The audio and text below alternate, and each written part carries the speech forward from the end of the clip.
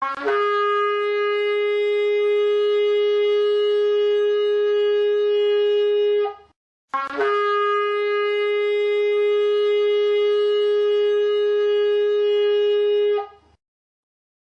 irmãos, graça e paz, Deus nosso Pai, do Senhor Jesus Cristo, com todos os irmãos.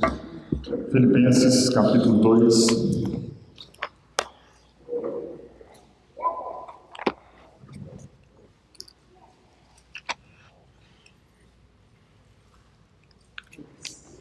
Filipenses, capítulo 2.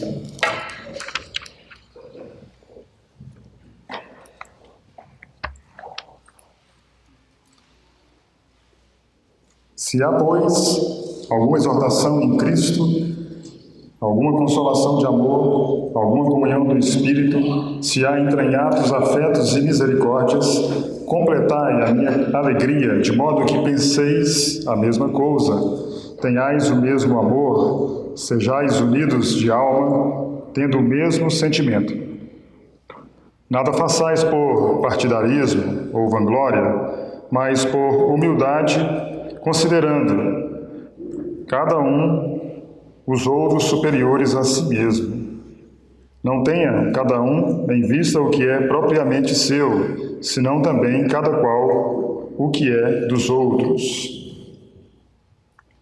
Amado Deus, bondoso Pai, nos reunimos, Senhor, para melhor, nos reunimos para ser edificados pelo Senhor por meio da Tua Palavra. Somos gratos porque podemos nos reunir, ver os irmãos, nos alegrarmos junto com os irmãos, podemos cantar ao Senhor hinos de louvor pela bondade do Senhor, pela misericórdia do Senhor com cada um de nós. E também podemos ter um tempo para a leitura e sermos edificados por meio da Tua Palavra. Eis aqui o tempo oportuno, Senhor, nos socorre nessa noite, em nome de Jesus. Amém. Filipenses capítulo 2.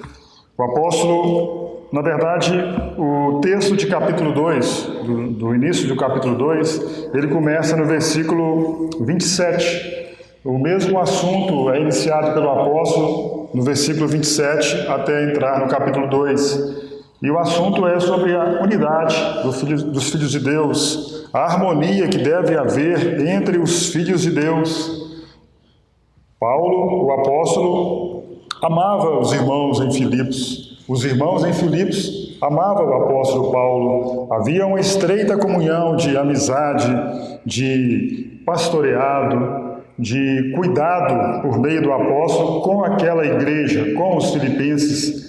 E como disse alguém, graças a Deus por Epafrodito ter saído de Filipos e ido até Roma, procurado o apóstolo e levado informações dos filipenses para o apóstolo, e o apóstolo ter escrito uma carta e enviado essa carta para consolar os filipenses e consolar cada um de nós. Nós devemos ser gratos e somos gratos a Deus por isso, porque o apóstolo Paulo tinha os irmãos em Filipos em grande consideração. Já dissemos aqui várias vezes, os filipenses eles eram a coroa da alegria do apóstolo, eram os amados do apóstolo. Os filipenses são aqueles irmãos, ou aquela igreja, aquela comunidade que sempre esteve com o apóstolo nas suas dificuldades, sempre apoiou o apóstolo, uma igreja missionária. Se tinha alguém que tinha uma conta para depositar, era o apóstolo, e quem depositava era os filipenses, que sempre apoiaram, sempre estiveram com o apóstolo na missão de evangelista, né? Na verdade, na missão de ele ser o próprio apóstolo enviado de Deus para pregar a palavra aos gentios. Eis uma igreja que sempre esteve com o apóstolo, e o apóstolo sempre com a igreja. E quando ele começa a falar isso no versículo 27 do capítulo 1 até o versículo 4 do capítulo 2, nós temos aqui, irmãos, como disse Martin Lloyd-Jones, a declaração clássica do Novo Testamento sobre o tema geral da harmonia, da concórdia, da paz. Ou como disse Russell Shedd, nós temos os elementos fundamentais da unidade cristã. Paulo, nesses versículos de capítulo 2 que lemos, ele tem uma grande preocupação. Primeiro ele se alegra, vocês viram aí, ele relata que existe no meio dos filipenses exortação em Cristo, consolação de amor, comunhão do Espírito, entranhados afetos e misericórdias. Mas ele diz, olha, completai a minha alegria. Vocês querem ver o velho apóstolo feliz? Vocês querem ver o velho apóstolo se regozijando muito mais no Senhor? Pensais a mesma coisa, tenham o mesmo amor, unidos de sentimento, façam tudo em harmonia. Mas ele diz também aí nesses versículos iniciais, há alguma coisa que pode entrar no meio de vocês, que pode colocar tudo abaixo. Algo que mesmo vocês tendo essas verdades, esses fundamentos em Cristo, algo que semeado entre vocês pode minar a comunhão de vocês. Vanglória e partidarismo. Ele diz então como se deve tratar tudo isso por meio da humildade, considerando uns aos outros superiores a nós mesmos. Esse é o contexto de Filipenses capítulo 2. Como dissemos, começa nos versículos 27 do capítulo 1, onde Paulo diz: vocês estáis firmes em um só espírito, com uma só alma, lutando juntos pela fé evangélica. E ele repete, então, isso de maneira pormenorizada no capítulo 2.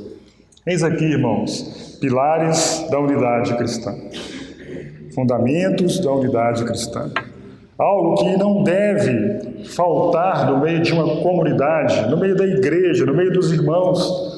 Quando nós lemos Filipenses ou quando nós lemos outras epístolas, nós vemos que isso era comum no meio da igreja.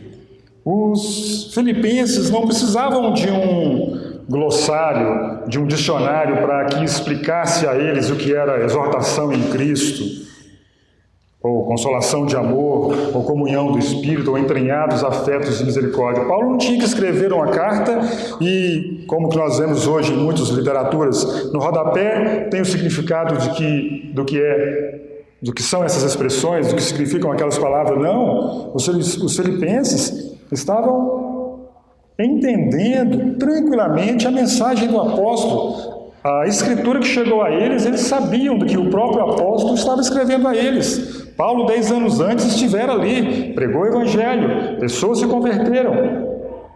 Depois ele voltou ali e também soube notícia dos irmãos. Então ele tinha conhecimento do que estava acontecendo. O próprio Epafrodito, quando foi a Roma, também relatou algumas coisas para o apóstolo.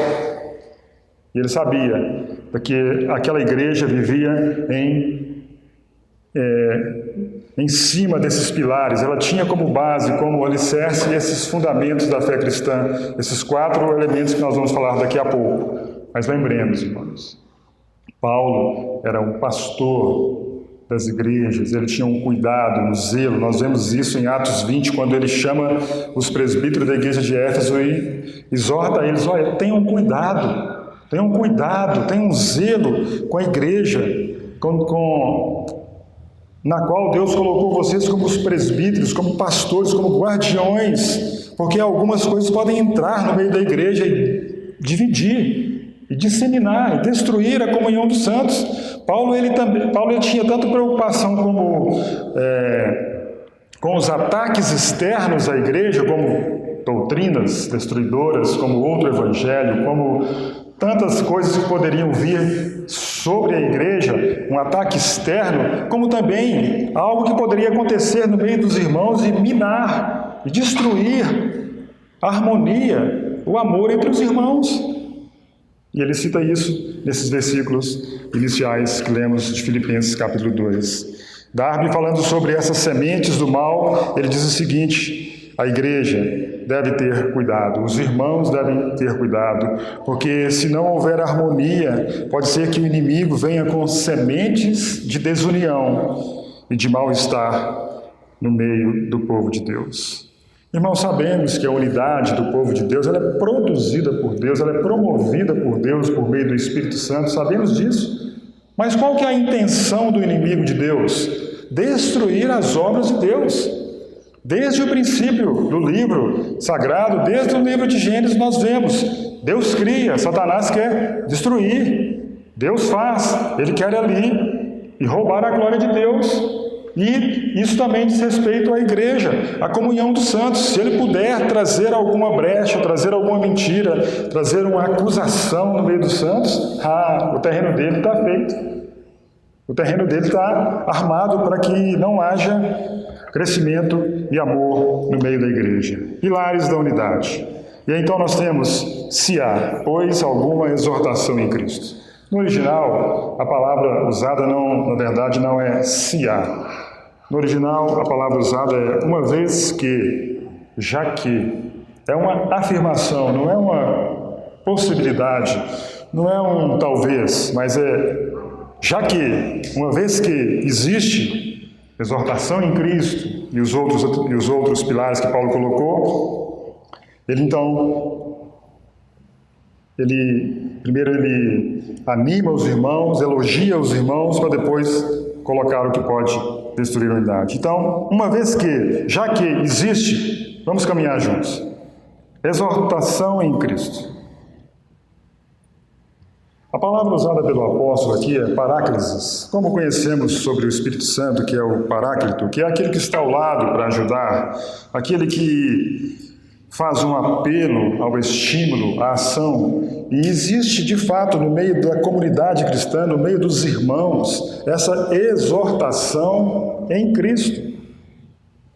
Alguns Deus tem usado para nos encorajar, nos consolar, nos edificar, nos dar apoio. E Paulo sabia que no meio dos filipenses existiam esses. E Paulo sabia que ali havia então essa exortação em Cristo, esse encorajamento. É como a palavra no original, conforme alguns irmãos, eles usam da seguinte forma: é como se um professor observasse o seu aluno. E esse aluno então chega na escola, ou chega para o aprendizado, e aquele professor ele observa como vai se sair o aluno, e ele está preocupado com o progresso do aluno. E esse professor então observa e vai analisando, e de repente olha e diz para aquele aluno: não é bem assim, o caminho não é esse, é por aqui, tente assim, vai por ali, tente de novo, agora sim. Então esse encorajamento do professor, desse que acompanha o progresso do aluno, irmãos, como isso é necessário e indispensável na igreja, a exortação em Cristo, esse apoio, encorajamento, nesses momentos tão difíceis que temos vivido. O fato é que os filipenses viviam uma dificuldade na sua localidade, os de Roma também tinham as suas dificuldades, nós também temos as nossas dificuldades, e como Cristo, por meio dos seus, tem nos encorajado. Como Cristo, por meio dos seus, tem nos apoiado, nos consolado. Quantas vezes ou quantos irmãos conhecemos que estão fatigados, desanimados, desalentados, e por meio de Cristo ou por meio dos servos do Senhor, nós somos exortados. Às vezes nós paramos na caminhada cristã, temos pouco progresso. Como diz a exortação, vocês pelo tempo decorrido já deviam ser mestres, mas ainda há necessidade de leite para o crescimento. Então, por um instante pode haver pouco progresso, de repente a nossa alegria acabou, de repente o nosso amor pelo Senhor se esfriou, de repente o nosso tempo de oração, o nosso tempo de leitura foi minado. Mas Paulo está elogiando os filipenses. Eu sei que há no meio de vocês exortação em Cristo. E deve também haver no meio da igreja, no meio dos irmãos, no meio da comunidade, dos filhos de Deus, essa exortação. O próprio Senhor Jesus é aquele que nos exorta por meio dos irmãos. O segundo pilar que Paulo coloca: se há alguma consolação de amor.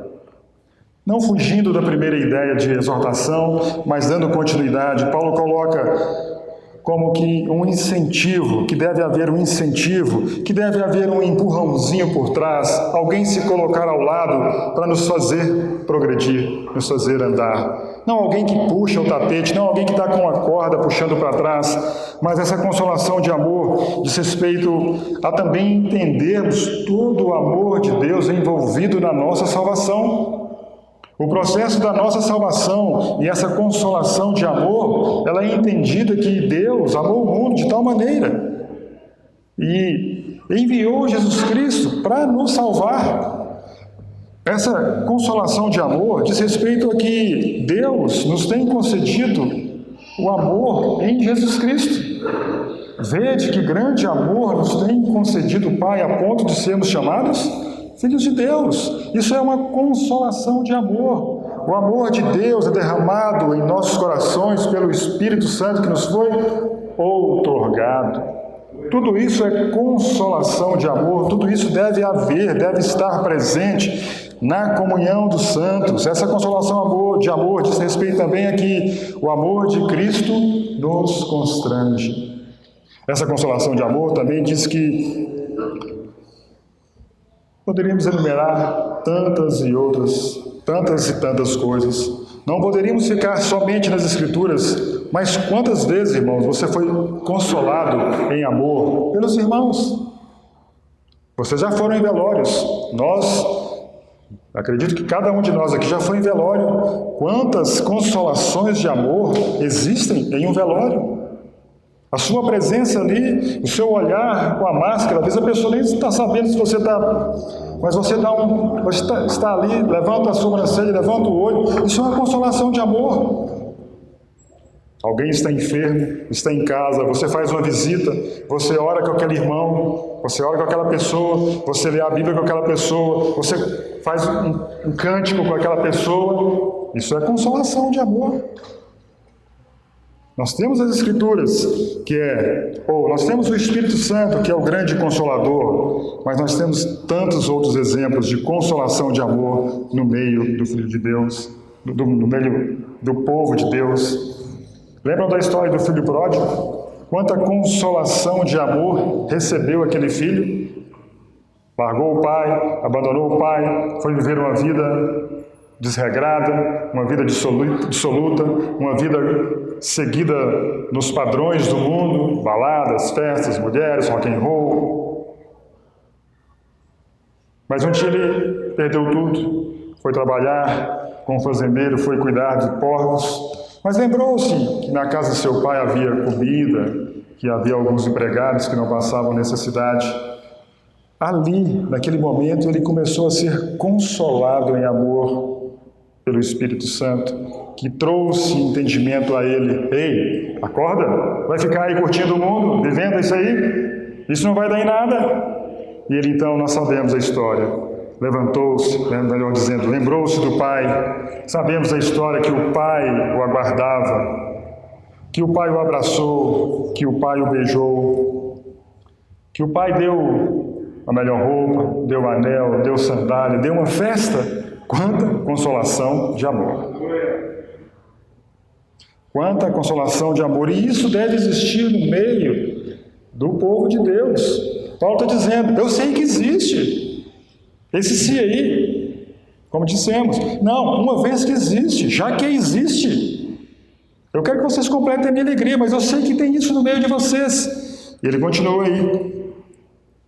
Se há, ou uma vez que existe, há alguma comunhão do Espírito.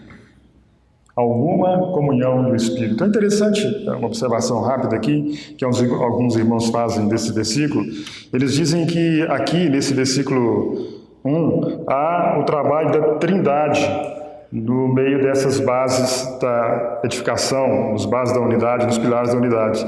Eles colocam que a exortação é em Cristo, essa consolação de amor é o amor de Deus, e eles colocam que está aí a comunhão do Espírito. Então é o próprio Deus triuno, o próprio Deus que está preocupado com a harmonia e a unidade dos filhos de Deus. E ele fala então agora sobre a comunhão do Espírito. E nós vemos que, como diz João na sua epístola, que nós temos comunhão com o Pai e com o Filho. Lá ele não cita o Espírito Santo, mas o fato é, irmãos, que para ter comunhão com o Pai e com Jesus Cristo, necessariamente teve que haver a iluminação do Espírito Santo. Nós só conhecemos o Pai, nós só conhecemos o Filho, uma vez que fomos iluminados o nosso entendimento. Paulo escreve isso, ele diz que houve a iluminação do conhecimento da glória de Deus na face de Cristo.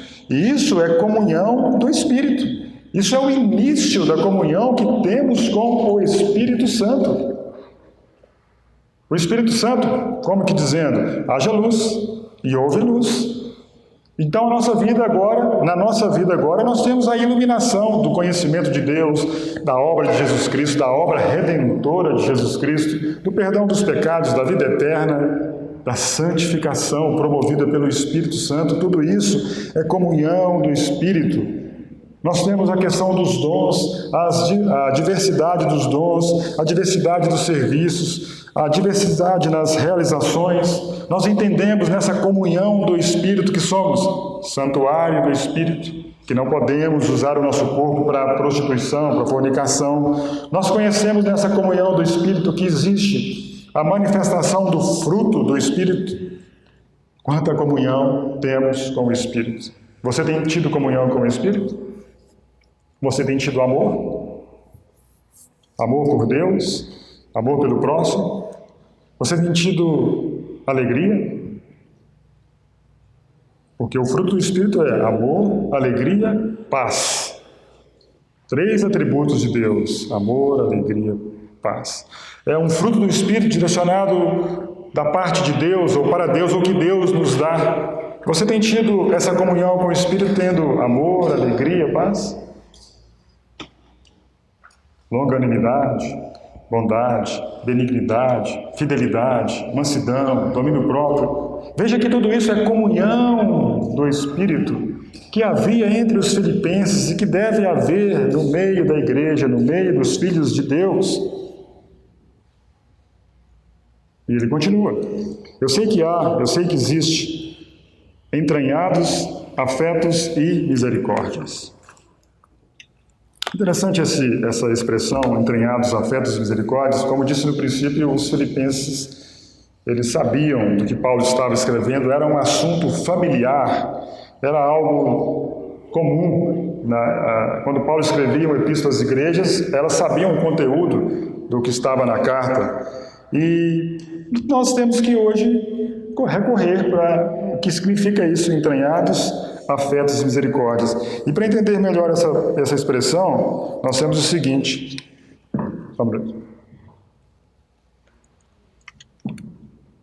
Na época em que foi escrita essa epístola, anos 60, anos 64, entendia-se que as entranhas, parte aqui do umbigo, no tronco do homem, entendia-se que as entranhas era a sede ou fonte das emoções. Então entendia-se que abaixo do coração, os pulmões, o fígado, o intestino, era a sede das emoções. Então, por exemplo, se existisse a papelaria Pinheiro naquela época, se você fosse lá comprar um cartão para enviar para o seu cônjuge, um cartão de amor, estaria escrito assim: te amo de todos os meus pulmões, te amo de todo o meu fígado, te amo de todas as minhas vísceras. Mas sabemos com o passar do tempo que a sede e a fonte das emoções é o coração. E graças a Deus por isso, que é muito melhor você dizer para sua esposa: te amo de todo o meu coração, do que te amo de todo o meu fígado, o meu rim. Então, entranhados afetos e misericórdias. Então, como eles entendiam assim, eles colocavam os afetos como algo interior, emoções interiores às pessoas. Alguém sentia algo por outra. Se os irmãos encontrassem um irmão em necessidade, havia um afeto, havia uma emoção de querer ajudar, de querer socorrer, de querer estar junto, de querer orar, de querer caminhar junto. Entranhados afetos. Só que isso não poderia ficar somente na parte interior, somente na emoção, como diz a Escritura. Você vê o seu irmão em necessidade e vai em paz. Você vê o seu irmão carecendo de alimento, vai em paz. Carecendo de blusa, vai em paz. Não, você tem a emoção, você tem o afeto. Você vê um vídeo, você vê uma notícia, recebe uma notícia da necessidade de um irmão e você se comove. Mas ele coloca afetos e misericórdias. Então exerça a misericórdia. Não fique só na sua emoção. Já viu aquelas pessoas que quando vê algum vídeo choram? Mas e aí? O que foi o resultado? As suas emoções foram abaladas, você sentiu alguma coisa. Mas agora, exerça a misericórdia, socorra, tenha ações práticas para suprir as necessidades do próximo. tenha piedade, tenha compaixão. Os afetos são a raiz, as emoções, os afetos são a raiz, as misericórdias são o fruto desses entranhados afetos e misericórdias. Paulo está dizendo, eu sei que existe isso no meio de vocês. Eu sei que tudo isso é presente aí em vocês. Essa exortação em Cristo, essa consolação de amor, essa comunhão no Espírito, esses entranhados afetos e misericórdias. Mas ele diz o seguinte, completai a minha alegria. Completai a minha alegria, de modo que penseis a mesma coisa, tenhais o mesmo amor, sejais unidos de alma, tenhais o mesmo sentimento. Por que Paulo escreve isso? Porque ele sabe que, embora tendo tudo isso, embora os irmãos tendo amor um pelos outros, todo esse amor mesclado entre uns outros, ainda pode, irmãos, ocorrer o perigo, ainda pode ter o perigo de haver desavença entre os irmãos. Interessante quando Paulo coloca assim, completai a minha alegria, é como se ele quisesse, como um vaso, encher mais, transbordar. Mas para isso, os irmãos deveriam pensar a mesma coisa, ter o mesmo amor, sejais unidos de alma, tenhais o mesmo sentimento. Harmonia geral em todas as coisas. Uma identidade de ideias. Eles deveriam ter harmonia nos sentimentos. Mas alguém poderia pensar, isso é possível? Isso é possível no século XXI, onde existe a polarização? Onde você fala um assunto aqui, existe um extremo do lado de cá, e em todos os segmentos.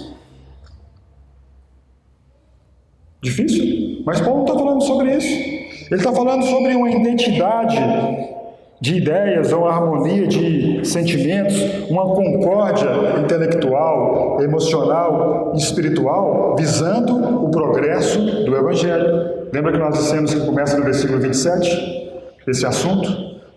Lutais juntos pela fé evangélica. Este é o mesmo sentimento que todos os cristãos devem ter. Entendimentos em assuntos, cada um vai ter um jeito. Cada um vai ter um entendimento diferenciado. Um gosta, o outro gosta. Mas no que diz respeito à pregação do Evangelho, no que diz respeito à glória de Cristo, isso tem que ser juntos. Nisso tem que haver harmonia, lutando juntos pela fé evangélica. Pregar o Evangelho, sim. Anunciar a Cristo. Olha só, nós temos aqui uma oportunidade onde nós vemos todos os irmãos envolvidos, né? Lógico que alguns estão aqui mais à frente, os irmãos estão em casa orando, mas toda a igreja está envolvida. Isso aqui não é um outdoor para uma pessoa, a glória é para Cristo. Se um irmão está levando 100 cestas, 200 cestas, o irmão entregou uma. A glória é para quem? Cristo. Paulo está dizendo assim, completai a minha alegria. Tem uma concórdia, tem o mesmo interesse. Interessante, Lloyd Jones dá um grande exemplo. Ele tem um artigo, ele comentou Efésios, essa parte do capítulo 2, em 1947. Logo ali no término da Segunda Grande Guerra Mundial. E ele diz o seguinte, e ele usou esse exemplo para mostrar essa harmonia de sentimentos ou essa identidade de ideias com os abrigos de ataques antiaéreos. Abrigo de ataque antiaéreo. Segunda Grande Guerra Mundial, quem já assistiu a alguns filmes, os países, né, que estavam em armistício, cada um tentava se proteger do ataque do outro. Então, como naquela época havia os aviões com as suas bombas, e tantas bombas, para se defender, construíam-se abrigos antiaéreos. E o Lloyd Jones diz o seguinte, nesses abrigos não tinha separação nenhuma de status social, era pobre, era rico, era sem teto, entravam naqueles abrigos antiaéreos, era branco, era preto. Por quê? Porque eles buscavam um fim comum. Eles buscavam a mesma coisa. Qual é? Serem protegidos dos ataques aéreos. Então eles entravam ali, naquele abrigo e pronto. Não tem que olhar. Não, mas aquele cara lá não podia estar aqui. Não tem isso. Paulo está dizendo assim, completai a minha alegria. É interessante aqui falar sobre o apóstolo Paulo, porque Paulo, nesse completar a minha alegria, ele não está pensando na liberdade dele, da prisão, ele não está pensando, de repente, em se enriquecer por meio dos irmãos, ele não está olhando para si, ele está olhando para os irmãos, embora ele está pedindo que eles completem a alegria deles, mas para a alegria deles ser completa, dependia dos irmãos, do amor dos irmãos, da harmonia dos irmãos, da unidade dos irmãos. E aquilo faria bem, primeiramente, aos irmãos, aquela comunidade dos filipenses. E é notável isso nas Escrituras, quando o apóstolo Paulo ele escreve sobre isso, sobre essas questões de completar a alegria, porque quando ele escreve aos Coríntios, ele diz assim, somos cooperadores da vossa alegria. Ele e Timóteo, escrevendo aos Coríntios, na segunda epístola, fala assim, nós somos cooperadores da vossa alegria. Ele e Timóteo está se colocando no lugar que, por meio deles, havia alegria na igreja em Corinto. Mas quando ele escreve para os filipenses, ele diz o seguinte, completai a minha alegria. É o que ele escreve para os Tessalonicenses. Ele, Silvano e Timóteo, ele diz assim, vós sois a nossa glória e a nossa alegria. Veja o coração do apóstolo em alegrar-se quando os irmãos se alegram, quando os irmãos estão bem, quando os irmãos estão bem de saúde, estão bem financeiramente, estão bem, ele se alegra, porque há essa unidade, essa interação. João, escrevendo a sua epístola, ele diz o seguinte, não tenho maior alegria do que essa de saber que os meus filhos andam na verdade. Veja que a alegria de João era o quê? Saber que os irmãos estão bem, estão andando na verdade, perseverando no caminho. Eu poderia dizer, eu estou alegre, sabe por quê? Porque agora eu vendi muitos lotes, que agora os bois aumentaram, a arroba do boi cresceu. Isso, não. A alegria estava nos irmãos, de ver a prosperidade dos irmãos, o crescimento dos irmãos. Completai a minha alegria de modo que penseis nas mesmas coisas. Mesma coisa, mesmo amor, unidos de alma e mesmo sentimento. E ele coloca então no versículo 3 o problema que pode surgir no meio de uma comunidade, que pode minar toda a comunhão dos santos. Ele diz assim, nada façais por partidarismo ou vanglória, mas por humildade, considerando cada um os outros superiores a si mesmo. Não tenha cada um em vista o que é propriamente seu, senão também cada qual o que é dos outros. Irmãos, eis aí um grande mal que pode surgir no meio do povo de Deus. Partidarismo e vanglória. Ou contenda e vanglória. Eis o problema. Paulo elogia os irmãos. Até aqui está indo bem. Muito bom. Vocês têm caminhado. Vocês têm louvor. O meu louvor, louvor de Deus. Continuem assim. Mas cuidado. Cuidado. Porque eu sei. E ele estava sabendo, né? O irmão. Ele tinha notícias do meio dos irmãos. Ele sabia que existia trabalho sem unidade, que estava começando a acontecer no meio dos irmãos. Ele sabia que alguns líderes buscavam seus próprios interesses. Eis aí no capítulo 2, uma citação disso, versículo 21.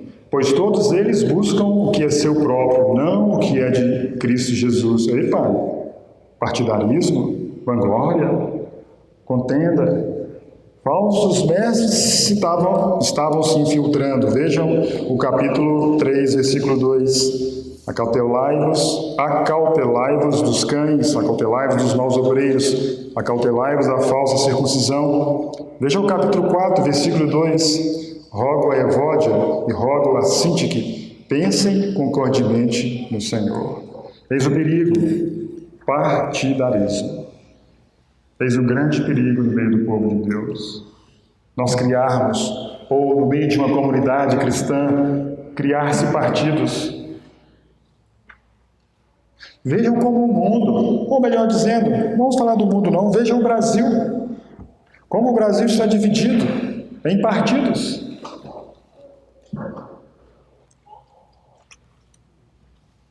Partidos pró, partidos contra o governo, né? A favor do governo, contra o governo, a favor da cloroquina, contra a cloroquina, a favor do lockdown, contra o lockdown, a favor de reunir, não reunir, a favor da reunião dos jovens, não reunião dos jovens, a favor... Quantos partidos? Paulo está dizendo, isso é um problema. Partidarismo. Irmãos, tudo isso, não pensem vocês... Vamos entender um pouco a história do partidarismo, porque o partidarismo, embora ele seja aqui local, ele tem a sua história em todo o mundo. Vejam as nações guerreando umas contra as outras. Vejam a loucura das guerras, o partidarismo entre as nações. Uma loucura. Um país defende o seu povo. Um país defende as suas terras. Um país defende a sua ciência, a sua educação, a sua tecnologia. Eles não param para pensar, de repente, antes de entrarem em guerra, eles não param para, de repente, articular: será que o meu país está certo? Será que os pensamentos do meu governo estão certos? Partidarismo. Nós temos uma raça superior. A raça do nosso país é superior. A nossa geografia, ela é melhor. Nós temos mar, nós temos golfo, nós temos bomba atômica, nós temos tudo nas nossas mãos. Mas isso não fica restrito às nações. As regiões de um determinado país também podem criar partidos. O Sul é superior ao Nordeste, o Sudeste é superior ao Norte. Vocês não produzem nada, vocês só dão despesa para o país. Divisão, partidarismo dentro de uma nação, nação contra nação dentro de uma nação. As sociedades são criadas e disputam umas com as outras. Sociedade tal. O nosso lema é sociedade tal. O nosso lema também é partidarismo. Nós temos mais obras sociais que você. O Lions tem mais obras do que o Rotary, que tem mais obras do que a maçonaria, que tem mais obras do que o Centro Espírita. Partidarismo. No meio dos discípulos teve partidos. Lembram? Quando dois deles queriam estar em melhor lugar, em melhor prestígio, quando o Senhor viesse no seu reino? 2 contra 10. Na verdade, um dos evangelhos diz que houve uma dissensão entre eles, não somente de 10 contra 2, mas entre eles. Lembram da epístola de Paulo aos Coríntios? Ele diz o seguinte: olha, eu não vou elogiar vocês. Eu estou sabendo que há partido entre vós. Alguns de vocês dizem: eu sou de Paulo. Alguns dizem: eu sou de Apolo. Alguns dizem: eu sou de Cefas. Alguns dizem: eu sou de Cristo. Culto à personalidade. Por que eu gosto do Paulo? Acho que dentre os apóstolos não tem ninguém igual ao Paulo, não. Paulo nasceu fora do tempo, ele, umas experiências extraordinárias aí, foi dado como morto, subiu ao terceiro céu. Eu acho que a vida dele é mais santa do que as demais apóstolos. Não, mas eu já gosto do Apolo.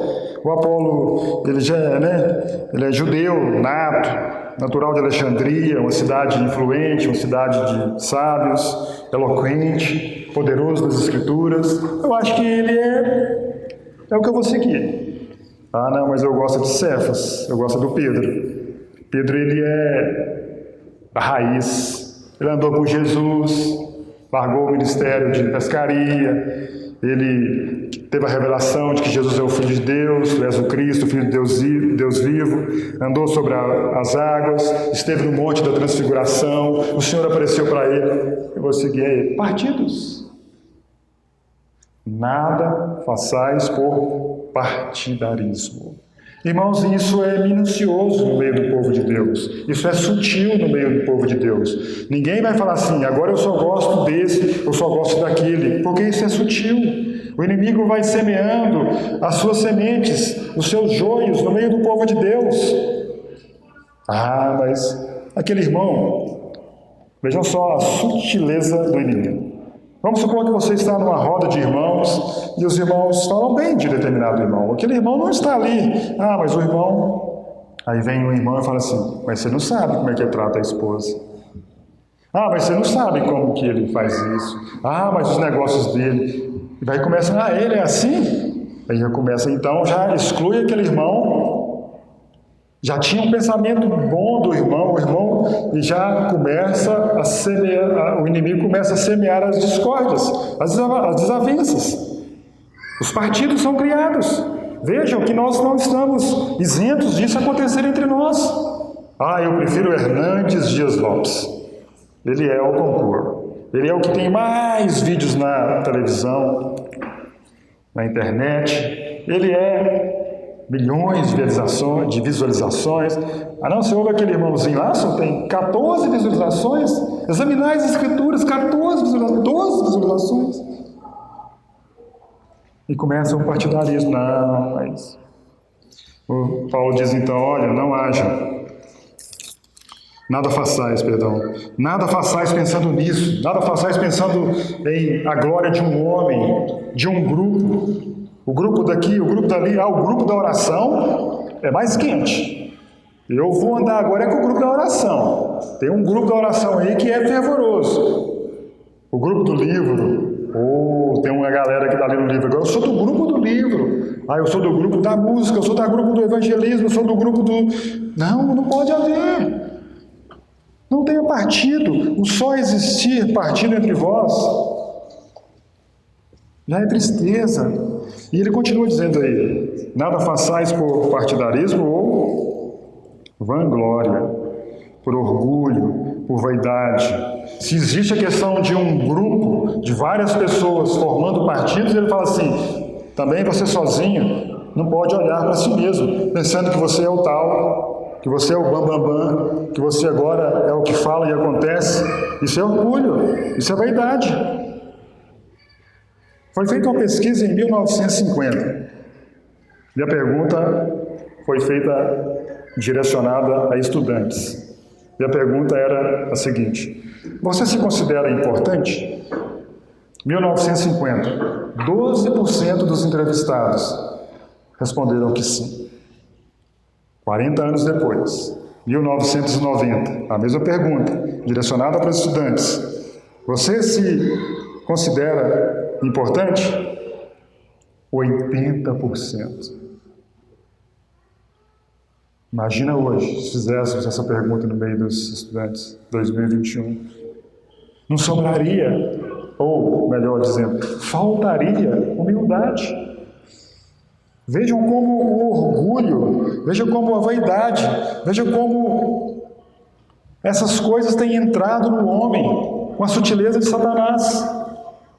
Lembram da história dele? Eu sou, eu farei, eu me assentarei, tudo centralizado nele, no orgulho dele. E Paulo está dizendo, não façam por vanglória.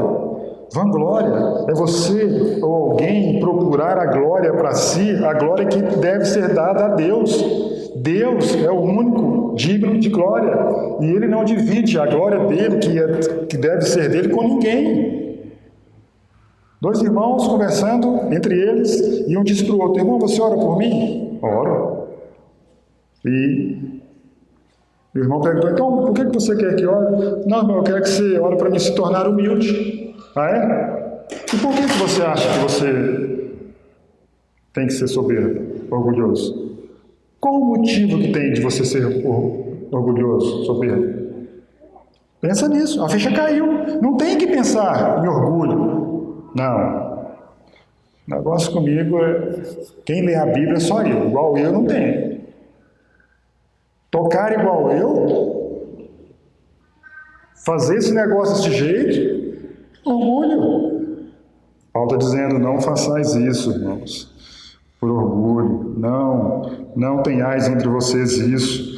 C.S. Lewis diz o seguinte, que o orgulho é a galinha sobre a qual todos os demais pecados são chocados. Isso é um perigo. E ele continua então dizendo, depois de falar de não fazer por partidarismo ou vanglória, mas por humildade. Humildade. Que coisa difícil. E é interessante que Paulo vai falar sobre humildade, e ele vai tratar essa questão da humildade dando um grande exemplo de Jesus Cristo, a partir do versículo 5. Tende em vós o mesmo sentimento que houve em Cristo Jesus. Mas antes dele falar sobre esse hino da cristologia, ele fala sobre façam por humildade. Mas nós devemos também entender o que estava acontecendo aqui, porque naquela época em que foi escrita a Escritura, quando Paulo escreveu aos Filipenses, humildade não era uma posição bem vista, não. Aristóteles, ele escreveu que a humildade é um vício, ou seja, é um defeito na pessoa. É um vício, é um defeito de identidade, ou seja, ele é uma deficiência que a pessoa tem. Naquela época, muito se dava, os romanos e os gregos, muito elogiavam o orgulho, o amor próprio. Você não tem que ficar por baixo, você não tem que ser para trás, você não tem que ser inferior aos demais, dar lugar para o outro. De modo que humildade é uma palavra estritamente cristã. A partir dos escritos do apóstolo Paulo, como diz Russell Norman Chamberlain, a partir dos escritos do apóstolo Paulo foi que a humildade se tornou uma palavra estritamente cristã, porque o exemplo veio do próprio Deus. Haja em vós o mesmo sentimento que houve também em Cristo Jesus. Humildade. Você considerar os outros superior a você mesmo, isso é altruísmo. Você está dizendo que o outro é mais importante do que você. Paulo, escrevendo aos Romanos, ele diz: preferir em honra os outros no seu lugar. Não está dizendo que você vai deixar você de lado, não fazer as coisas para você. Mas em muitas e muitas situações, irmãos, deve haver a humildade da nossa parte. A humildade, diz a palavra, ela precede a honra. Deus resiste aos soberbos, mas dá graça aos humildes. Deus resiste aos soberbos, contudo aos humildes concede a sua graça. Difícil, né, nós considerarmos os outros superiores a nós mesmos. Eu sou sempre melhor do que o outro. Mas Paulo está dizendo, façam por humildade. Considerem os outros superiores a você mesmo. Considerem que existe sempre alguém que precisa de você. Não seja daqueles que quer sempre estar na frente. Primeiro o meu nome, primeiro a minha casa, primeiro a minha família. Considere o outro. Se o próprio Senhor, na sua humildade, fez tudo isso, João 13, começa o Senhor mostrando. Era para os servos ou para os próprios discípulos cuidarem da questão de lavar os pés uns dos outros, de preparar as coisas. E quem fez isso? O próprio Senhor. Não, eu considero Pedro superior a mim. Eu considero João superior a mim. Lavou os pés dos discípulos. Então ele está dizendo aí, mas por humildade, considerando cada um os outros superiores a si mesmo. Não tenha cada um em vista o que é propriamente seu, senão também cada qual o que é dos outros. A igreja primitiva era assim, né? Ninguém considerava exclusivamente seu o que tinha. Vendiam, distribuíam, davam aos pobres. Ninguém pensava que o campo era dele, a casa era dele, mas tudo era o quê? Dos demais. Humildade entre o povo de Deus. Irmãos, a harmonia, a unidade, ela é impossível sem a humildade. O Senhor Jesus disse bem claro aos discípulos que, em João 13:35, nisto conhecerão todos que sois meus discípulos, se tiverdes amor uns aos outros, uns pelos outros. Então Paulo começa esse capítulo 2 dessa forma, trazendo aos irmãos um elogio, trazendo que ele sabe que existe essa exortação em Cristo, essa consolação de amor, essa comunhão do Espírito, esses entranhados afetos de misericórdia. Mas ele sabe que os irmãos podem alegrar mais ele, tendo o mesmo ideal, pensando juntos, mesmo amor, mesmo sentimento. E ele exorta, tenham cuidado. Partidarismo, vanglória, isso destrói os filhos de Deus. Mas considere cada um aos outros superiores a si mesmo. Amém? Que Deus nos abençoe e que Deus nos guarde.